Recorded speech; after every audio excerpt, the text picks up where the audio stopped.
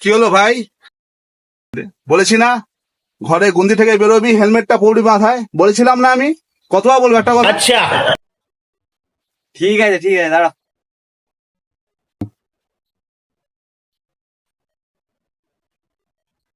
The next day. এই কালে কি বলেছিলাম? বলেছি না ঘরে গুন্দি থেকে বেরোবি, হেলমেটটা পরবি মাথায়। বলেছি হ্যাঁ মনে ঠিক আছে, মনে আছে ঠিক আছে। বাইগান।